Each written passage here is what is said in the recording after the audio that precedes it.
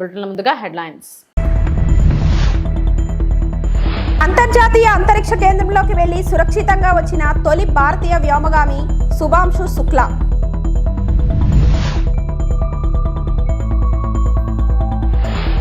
ఏపీలో పేదరిక నిర్మూలన కోసం ప్రభుత్వం తీసుకొచ్చిన P1 అమలు సీఎం చంద్రబాబు.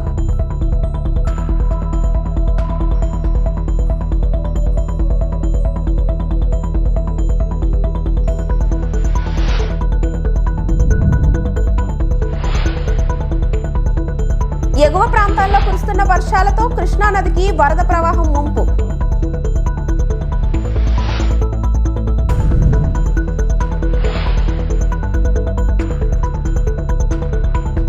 అంతర్జాతీయ అంతరిక్ష కేంద్రంలోకి వెళ్లి సురక్షితంగా వచ్చిన తొలి భారతీయ వ్యోమగామి శుభాంశు శుక్లా సోమవారం ప్రధాని నరేంద్ర మోడీతో భేటీ అయిన దృశ్యాలను పీఎంఓ విడుదల చేసింది.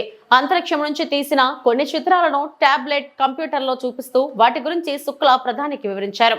అంతరిక్ష అనుభవాలు, శాస్త్ర సాంకేతిక రంగ పురోగతి, గగనయాన్ మిషన్ వంటి వాటిపై మోదీతో చర్చించారు. थोड़ी बहुत है, मतलब आपका फाइटर जेट का कॉकपिट है उससे तो ज्यादा अच्छा है। उससे तो ज्यादा अच्छा है सर। बट पहुंचने के बाद सर काफी कुछ चेंजेस होते हैं, जैसे पूरा आपका हार्ट स्लो हो जाता है, तो वो कुछ बदलाव होते हैं और वो फिर लेकिन 4-5 दिन में बॉडी आपकी यूज टू हो जाती है, वहां आप नॉर्मल हो जाते हैं और फिर जब वापस आते हैं तो फिर वही दोबारा से वही सारे चेंजेस आप मतलब चल नहीं सकते वापस आते हैं, तो चाहे आप कितने भी स्वस्थ हो। मुझे बुरा नहीं लग रहा था, मैं ठीक था, लेकिन फिर भी जब पहला कदम रखा तो मैं मतलब गिर रहा था तो लोगों ने पकड़ रखा था मुझे। फिर दूसरा तीसरा, हालांकि मालूम है कि चलना है, लेकिन वो ब्रेन जो है वो उसको टाइम लगता है सर वापस समझने में कि अच्छा अब ये नया एनवायरनमेंट है, नया वातावरण है। यानी सिर्फ बॉडी का ट्रेनिंग नहीं है, माइंड का ट्रेनिंग ज्यादा है। माइंड का ट्रेनिंग है सर, बॉडी में ताकत है, मांसपेशियों में ताकत है, लेकिन वो ब्रेन की रीवायरिंग होनी है, उसको दोबारा से ये समझना है कि ये नया एनवायरनमेंट है, अब इसमें आपको चलने के लिए इतनी ताकत लगेगी या इतना एफर्ट लगेगा, वो वापस से समझते हैं सर। सबसे ज्यादा समय से वहाँ कौन था, कितने समय का? इस समय सबसे ज्यादा समय लोग एक टाइम पे करीब 8 महीने तक लोग रह रहे हैं सर। हाँ, इसी मिशन से शुरू हुआ है कि 8 महीने तक रहेंगे। अभी वहाँ जो लोग मिले आपको, हाँ, उनमें से कुछ लोग हैं जो कि दिसंबर में वापस आएंगे। और आपका मूंग और मेथी का प्रयोग का क्या है? बहुत अच्छा है सर। मैं इस बात से बहुत सरप्राइज था कि लोगों को इसके बारे में पता नहीं था, इन चीज़ों के बारे में। फूड बहुत बड़ा चैलेंज है सर एक स्पेस स्टेशन पे। जगह कम है, कार्गो महंगा है, आप कम से कम जगह में ज्यादा से ज्यादा कैलोरी और न्यूट्रिशन आपको पैक करने की हमेशा कोशिश रहती है। ఏపీలో పేదరిక నిర్మూలన కోసం ప్రభుత్వం తీసుకొచ్చిన P1 అమలు కార్యక్రమాన్ని సీఎం చంద్రబాబు ప్రారంభించారు. బంగారు కుటుంబాలు మార్గదర్శులతో సీఎం ముఖాముఖి నిర్వహించారు. ఉగాది రోజు కార్యక్రమాన్ని లాంఛనంగా ప్రారంభించిన సంగతి తెలిసిందే. ఇప్పటి వరకు ప్రభుత్వం బంగారు కుటుంబాలు మార్గదర్శుల ఎంపిక ప్రక్రియ చేపట్టింది. P4లో దాదాపు 13 లక్షల బంగారు కుటుంబాలను గుర్తించింది. మార్గదర్శులుగా 1.40 లక్షల మంది పారిశ్రామికవేత్తలు, ప్రవాసాంధ్రులు ముందుకు వచ్చారు. ఇప్పుడే మన కళ్ళ ముందర కనపడ్డారు. ఇంటర్మీడియట్ పాస్ అయింది అమ్మాయి, చిన్నప్పుడే పెళ్లి చేశారు. పెళ్లి చేస్తే దురదృష్టం భర్త చనిపోవడం, అక్కడి నుంచి ఏం చేయాలనో దిక్కుదిలిన పరిస్థితి, తల్లి ఆధారం. అలాంటి అమ్మాయి చరిత్రలో ఒక మార్పు ఈ P4 ఏదైతే SCL అడాప్ట్ చేసుకుని, ఇది మనందరికీ నమ్మశక్యం కాకపోయినా ఒక ఇంటర్మీడియట్ పాస్ అయిన అమ్మాయిని 2 నెలల్లో ట్రైనింగ్ ఇచ్చి 1 నెలలో ఉద్యోగం ఇప్పించి నెలకు 15-20 వేల రూపాయలు సంపాదించే స్థాయికి తీసుకొచ్చారంటే ఇది వాస్తవం. అది యొక్క P4 యొక్క ఫలితం అని చెప్పి కూడా మీ అందరికీ తెలియజేస్తున్నా. ఆ అమ్మాయికి శక్తి ఉంది, తెలివితేటలు ఉన్నాయి, నేను కూడా పైకి రావాలనే ఆలోచన ఉంది. కానీ ఆ ఆలోచనని ఆచరణలో పెట్టడానికి దారి తెలియదు. ఆ సమయంలో మనం ఇచ్చిన కార్యక్రమం వల్ల SCL ముందుకు రావడం, 2 నెలలు శిక్షణ ఇవ్వడం, అక్కడి నుంచి ఆ అమ్మాయిని ప్లేస్మెంట్ ఇవ్వడం, ఈరోజు 15,000 రూపాయలు సంపాదించడమే కాకుండా ఆ అమ్మాయి భవిష్యత్తులో నేను కూడా ఒక మార్గదర్శి కావాలి, ఈరోజు నేను బంగారు కుటుంబం, భవిష్యత్తులోనే మార్గదర్శి కావాలనే సంకల్పంతో ముందుకు పోతుందంటే అది ఆ అమ్మాయికి ఉండే విశ్వాసం అని చెప్పి కూడా నేను మీకు తెలియజేస్తున్నా. ఒకరిద్దరు కాదు, సమాజంలో అందరికీ ఇలాంటి కోరికలు ఉన్నాయి.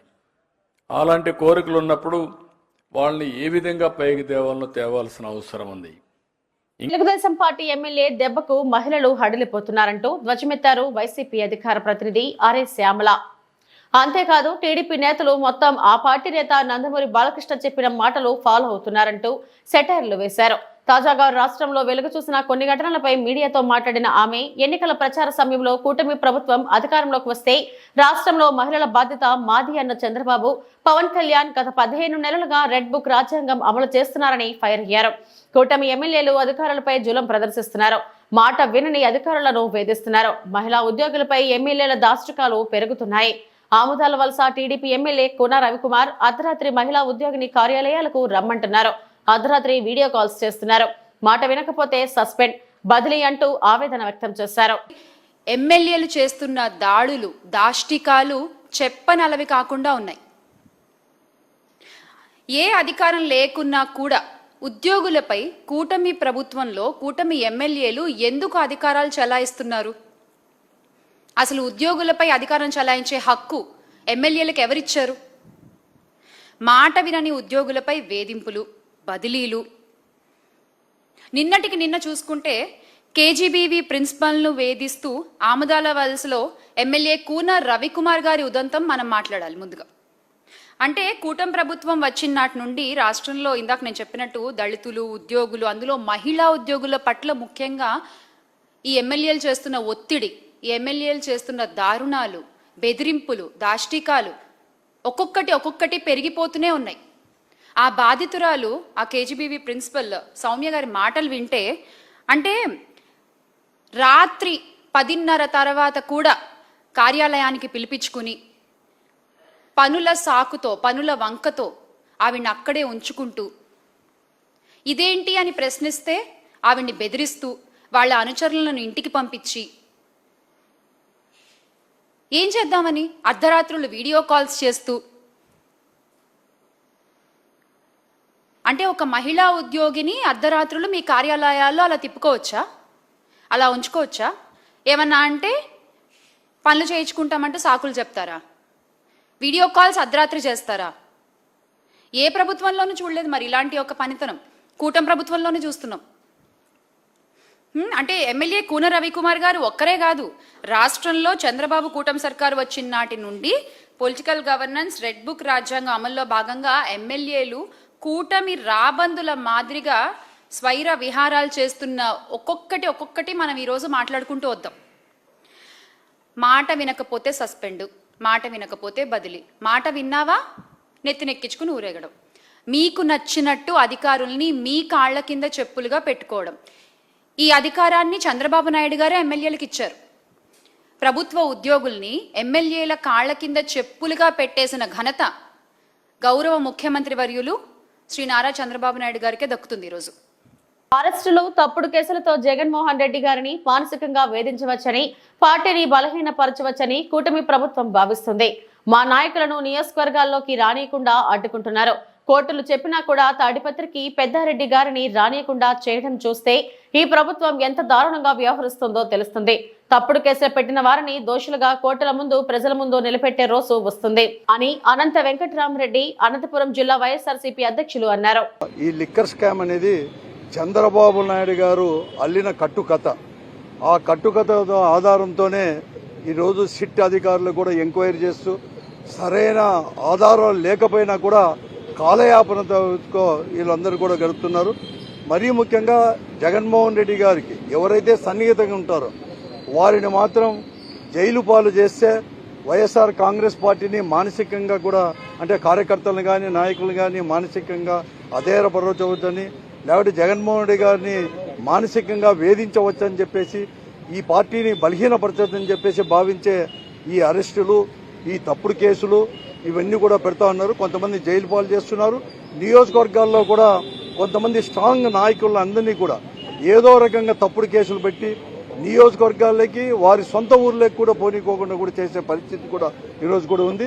ఈరోజు కోర్టు అనేది కూడా చాలా స్పష్టంగా కూడా అన్ని ఫెసిలిటీస్ కూడా పార్లమెంటు సభ్యులకు వారికి ఇవ్వమంటే ఫెసిలిటీస్ మాత్రం ఇచ్చినామని చెప్పి కోర్టుకు తప్పుడు చెప్తున్నారు. కానీ ఇక్కడ జైల్లో మాత్రం ఎక్కడ కానీ ఫెసిలిటీస్ మాత్రం కల్పించలేదు. కేవలం ఈరోజు మన కేతిరెడ్డి గారు చెప్పినట్లుగా ఈరోజు మానసికంగా ధైర్యవంతుడు కాబట్టి మిథున్ రెడ్డి గారు జైల్లో గట్టిగా నిలబడినాడు. కానీ ఎక్కడ కానీ ఫెసిలిటీస్ కూడా ఎక్కడ కానీ కల్పించలేని పరిస్థితి కూడా. వినాయక చవితి పండుగను విగ్రహాల రంగులు ఎత్తుకు ప్రాధాన్యత ఇవ్వకుండా పర్యావరణ అనుకూలంగా మట్టి విగ్రహాలతో నిర్వహించుకోవాలని ఎమ్మెల్యే డాక్టర్ బివి జయనాగేశ్వరరెడ్డి పేర్కొన్నారు. కర్నూలు జిల్లా ఎమిగ్నూరు పట్టణంలో మంగళవారం మున్సిపల్ కార్యాలయంలో రెవెన్యూ పోలీస్ అధికారులు గణేష్ మహోత్సవ సమితి వారితో ఎమ్మెల్యే సమీక్షా సమావేశం నిర్వహించారు. ఈ సందర్భంగా ఎమ్మెల్యే మాట్లాడుతూ రాబోయే వినాయక చవితి పండుగను విగ్రహాలు రంగులు ఎత్తుకు ప్రాధాన్యత ఇవ్వకుండా పర్యావరణ అనుకూలంగా మట్టి విగ్రహాలతో నిర్వహించుకోవాలని సూచించారు. వినాయక నిమజ్జన ఘాట్ వద్ద అవాంఛనీయ సంఘటనలు చోటు చేసుకోకుండా క్రేన్లు, గజ ఎత్తుగాళ్లు, సీసీ కెమెరాలు ఏర్పాటు చేయాలన్నారు. పోలీసులకు ముఖ్యంగా వినాయక మండపాలు ఏర్పాటు చేసుకునేవారు తప్పనిసరిగా పోలీస్ శాఖ నుండి అనుమతులు తీసుకోవాలన్నారు. వినాయక మండపాల దగ్గర అనవసరంగా మత విద్వేషాలను రెచ్చగొట్టే పాటలు, డీజేలు పెట్టకుండా ఇతరులకు అసౌకర్యం కలగకుండా రాబోయే వినాయక చవితి పండుగను భక్తి శ్రద్ధలతో ఘనంగా నిర్వహించుకోవాలని విజ్ఞప్తి చేశారు. అది మీరన్నట్టు ఇప్పుడు మీరే అంటున్నారు, దానివల్ల శబ్ద కాలుష్యము ఇబ్బంది అని చెప్పి అది లిమిట్ గా ఎవరైనా కానీ తప్పు పాటలు, భక్తి పాటలు కాకుండా ఇతరత్ర పాటలు ఏదైనా కానీ అటువంటివి ఏదైనా చేసినా కూడా కాలం ఏదైతే నిర్ణయించిన టైం దాటితే కూడా ఇమ్మీడియట్ గా అన్ని క్యాన్సిల్ చేసి పర్మిషన్ అని లాక్కోవడం జరుగుతుంది. 10 గంటల తర్వాత ఏ డీజే మోకుండా చేస్తాం సార్. Right, thank you. పెట్టుకున్నాం మేము రెస్పాన్సిబిలిటీ కాదు. ఇది ఆల్రెడీ నిర్ణయించి ఉన్నటువంటి పర్సనల్ ఇంట్రెస్ట్ ఉంటుంది. కానీ వినాయక కమిటీ ఈరోజు ఒక నిర్ణయం తీసుకుంది, ఏదైనా కానీ 3 గంటల నుంచి కదులుతాయి. జోన్ వైజ్ గా మేము డివైడ్ చేసుకున్నాం. ఆల్రెడీ పోలీస్ ఇన్ఫర్మేషన్ కానీ మాకున్నటువంటి అధికారులకు ఇన్ఫర్మేషన్ కానీ వినాయక కమిటీ ఆధ్వర్యంలో జోన్ వైజ్ గా డివైడ్ చేసుకున్నాం. ఆ జోన్ వైజ్ గా డివైడ్ చేసుకున్న దాన్ని ఎప్పుడు ఏది కదలాలంటే ఒక 10-15 నిమిషాలు నో ప్రాబ్లం. కానీ గంటల ఆలస్యమై మీరు దాని పరిధిలో రాకుండా చేస్తే మాత్రం ఇమీడియట్ గా దానికి తగ్గ యాక్షన్ తీసుకోవడం జరుగుతుంది. ఇమీడియట్ గా కదిలించాల్సిన పరిస్థితి వస్తుంది. అట్లే రాత్రి కూడా ఒక టైం పెట్టుకుంటే సార్ 12-1 అయినా కూడా మోగుతుంటాయి సౌండ్స్. ఇంకోటి భక్తి పాటలు కూడా కాదు, వేరే అట్లా వస్తుంటుంది. నేను అడిగిన దానికి ఆల్రెడీ చర్చ చేయడం జరిగింది. క్లియర్గా చెప్పాం. ఈసారి డీజే కూడా ఉన్నా కూడా ఎన్ని డెసిబల్స్ లోపల విత్ పర్మిషన్ తో పాటే ఉండాలా. రెండోది ఉన్మాదంగా డీజే ఉంది కదా అని భక్తి పాటలు కాకుండా ఇష్టం వచ్చిన పాటలు పెట్టి 10 మంది ప్రజలకు ఇబ్బందికరమైనటువంటి పరిస్థితులు రాకూడదని వారే చెప్పడం జరిగింది. అటువంటి చర్యలు చేయరు. రెండోది పర్మిషన్స్ కూడా ఇవ్వం. జరిగితే ఇమీడియట్ గా పర్మిషన్ అక్కడే కట్ అవుతుంది. రెండోది లిమిట్ కూడా ఉంది, టైం ఆల్రెడీ ఎంత వరకు ఉందో అంతవరకు. దాని వరకు మించింది నేను తెల్లవారుజాము వరకు రాత్రంతా పెట్టుకుంటానంటే కుదరదు. ఒక లిమిట్ ఉంది, ఒక టైం ఉంది. దానికి తగ్గట్టే ప్రజలకు ఇబ్బంది కలుగుతున్న పండుగని పండుగలాగా చేసుకుందాం. ప్రజలకు ఇబ్బంది అయ్యేది ఎదుగులో పండుగ కాదు. కాబట్టి 4:30, 5, 6, 7 వరకు వచ్చింది. కానీ ఇప్పుడు లాస్ట్ ఇయర్ నుంచి 9:30 అయినా విగ్రహాలు లేపట్లేదు. లాస్ట్ ఇయర్ సార్ శోభనగర్ నుంచి బుడల్ మార్కెట్, ట్యాంక్ బండ్ రోడ్, ఈ సర్కిల్స్ అన్ని రావడానికి చాలా టైం పట్టుకుంటుంది. శ్రీశైలం జలాశయానికి వరద ప్రవాహం క్రమంగా పెరుగుతుంది. జూరాల, సుంకేసుల ప్రాజెక్టుల నుంచి 3,38,218 క్యూసెక్లు చేరుతుంది. దీంతో 10 స్పిల్వే గేట్లు ఎత్తి 3,04,690 క్యూసెక్లు నాగార్జున సాగర్ కు విడుదల చేస్తున్నారు. పోతిరెడ్డిపాడు హెడ్ రెగ్యులేటరీ నుంచి 30,000 క్యూసెక్లు, ఎడమగట్టు విద్యుత్ కేంద్రం నుంచి 35,315 క్యూసెక్లు, కుడిగట్టు విద్యుత్ కేంద్రం నుంచి 30,153 క్యూసెక్లు విడుదల చేస్తున్నారు. శ్రీశైలం పూర్తి స్థాయి నీటి మట్టం 885 అడుగులు కాగా ప్రస్తుతం 821.70 అడుగులకు చేరింది. నీటి నిల్వ సామర్థ్యం 215.80 టీఎంసీలు కాగా ప్రస్తుతం 197.46 టీఎంసీలుగా కొనసాగుతుంది.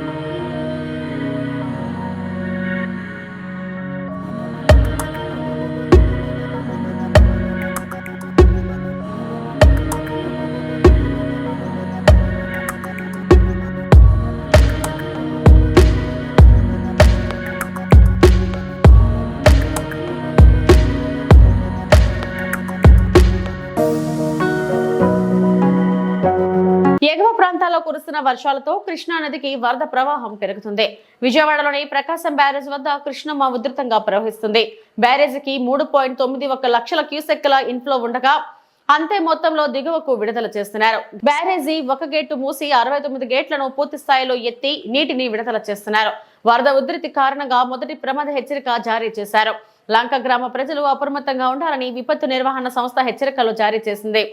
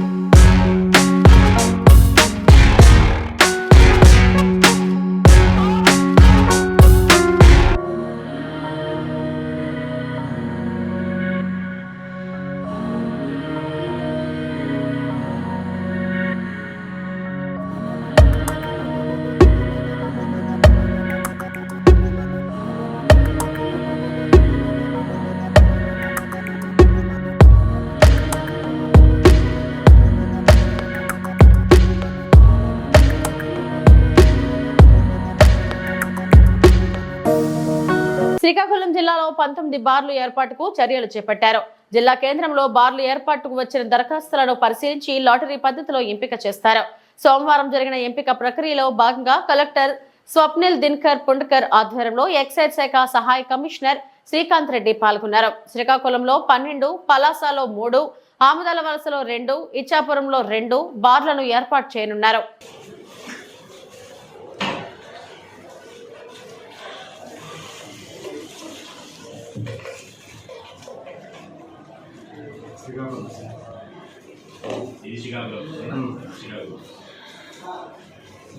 శ్రీ సాయన శ్రీకాకుళం శ్రీసాయన రాయండి.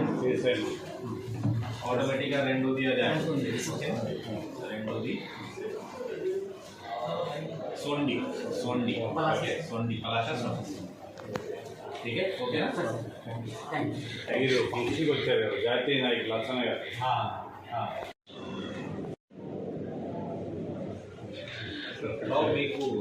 ఇవి ఇప్పటివరకు నా బులెటిన్ అప్డేట్స్. నమస్తే.